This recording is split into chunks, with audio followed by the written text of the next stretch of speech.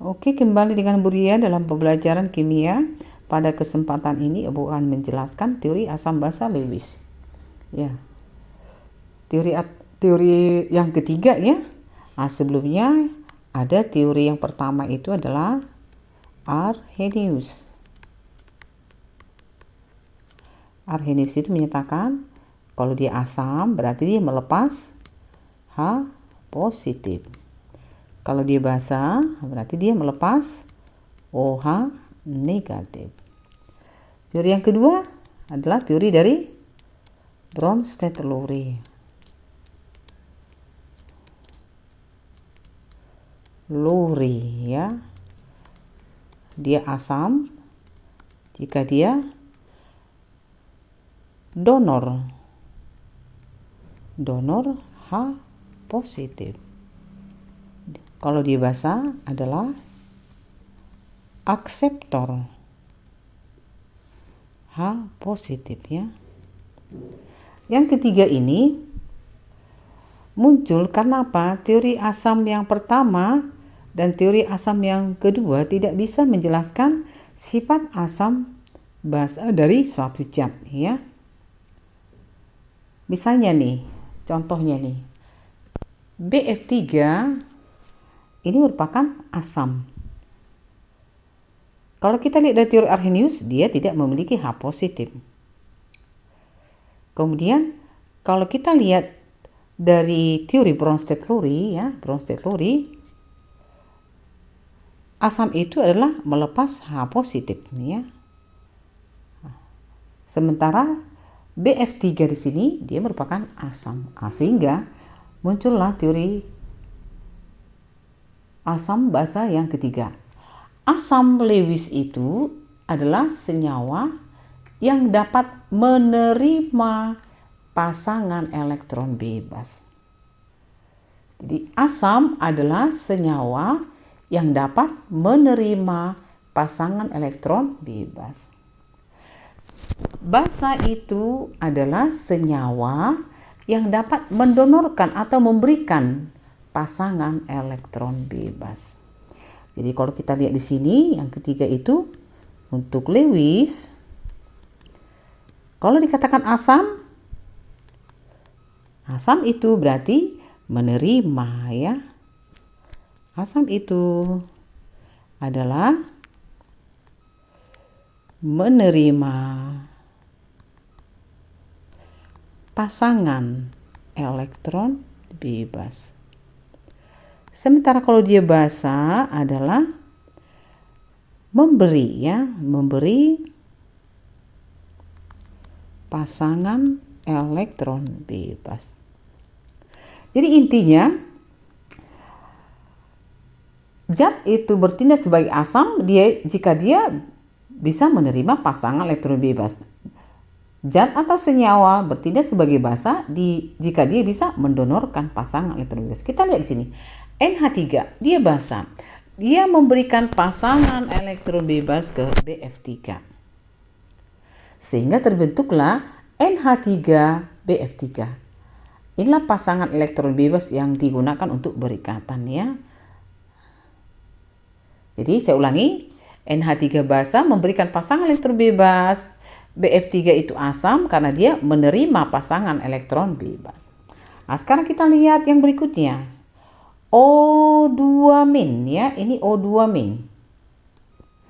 O itu perlu kamu tahu, O itu elektrovalensinya adalah 6. S juga elektrovalensinya itu juga 6. Sehingga kalau kita lihat di sini, O bermuatan 2 negatif. Kenapa dia bermuatan 2 negatif? Dia sudah menerima elektron.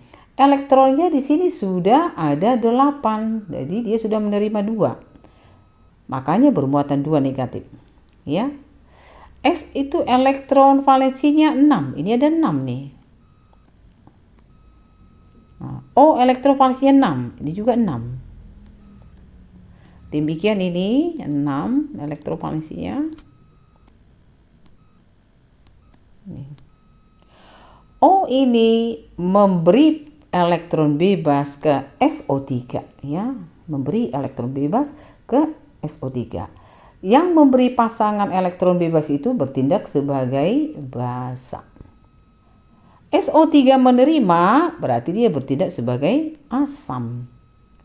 Setelah dia memberikan elektron ke S, inilah yang diberikan ya, ini yang diberikan, saya tandain ini yang diberikan. Kemudian supaya dia oktet, nanti elektron yang ini ya, ini pindah ke sini ya, pindah ke sini.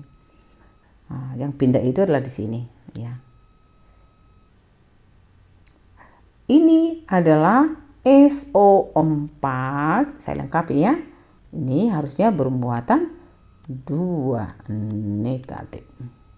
Saya ulangi, O memberikan elektronnya ke SO3. SO3 menerima. Yang memberi bersifat sebagai basa, yang menerima bersifat sebagai asam. Oke, kita lihat lagi yang berikutnya. Nah, nih. F min ya, ini F negatif. Nah, ingat F itu elektrovalensinya ini adalah 7 ya, elektrovalensi. B itu elektrovalensinya itu adalah 3. F min itu elektrovalensinya 7. Ini jadi dia 8 nih kan, 8, 1, 2, 3, 4. Sehingga dia bermuatan min 1. F ini memberikan elektronnya ya, memberikan elektronnya ke B. Ini diberikan ke B. Yang memberi itu adalah bersifat sebagai basa. BF3 menerima, ini menerima berarti ini bersifat sebagai asam. Setelah F memberikan elektron ke BF3, ini elektronnya yang diberikan ya. Berikatanlah dengan BF3 ya, BF3. Sehingga ini bermuatan negatif 1. Ini salah ya, ini gak adanya. Oke. Nah, kemudian yang berikutnya, ini sebenarnya dari CaO ya. CaO kita tambahkan CO2. Ini akan menjadi CaCO3.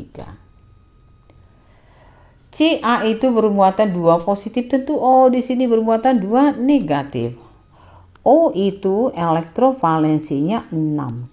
Ini bermuatan 2 negatif, dia sudah menerima 2 elektron. Tadi kan 6, ini ada 8. Dia sudah menerima 2 elektron ya, makanya dia 2 negatif. C itu elektrovalensinya 4. Nah, inilah elektrovalensi dari C ya. Kemudian O ini memberikan pasangan elektron ke C. Ini diberikan ke C ini elektronnya. Yang memberi itu bersifat sebagai basa. Yang menerima itu bersifat sebagai asam.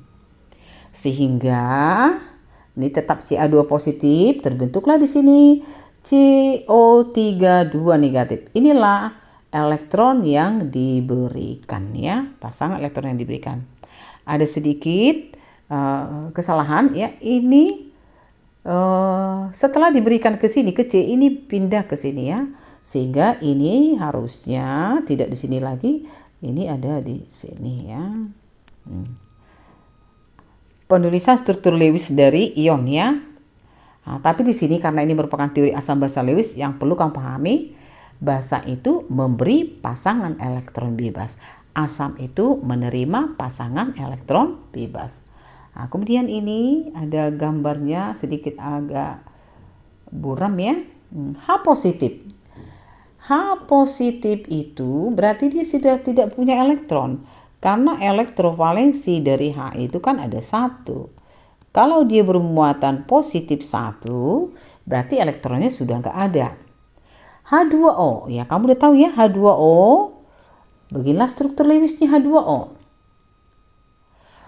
Pasangan elektron bebas di H2O ada ya. Diberikanlah ini ke H. Diberikan ke H. Karena yang memberikan H2O berarti H2O ini bertindak sebagai basa. H positif ini bertindak sebagai asam. Sehingga membentuk H3O positif ya. H3O positif. Kalau saya bikin gambarnya agak lebih jelas ya. Ini H positif ditambah, saya tulis di sini ya, H2O akan menjadi H3O positif.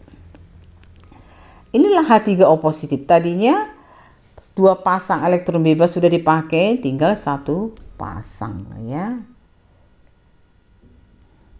Kemudian di sini ini adalah H positif. Ini adalah NH3. Ya, NH3 itu memiliki sepasang elektron bebas. Diberikanlah ke H positif sehingga membentuk di sini adalah NH4 positif ya. Ini N, ini H, H bermuatan positif ya. Ini NH3, ini N, ini H, dan H. Oke. Jadi intinya kalau dia asam tadi berarti dia menerima pasangan elektron bebas. Kalau dia basa berarti dia melepas pasangan elektron bebas.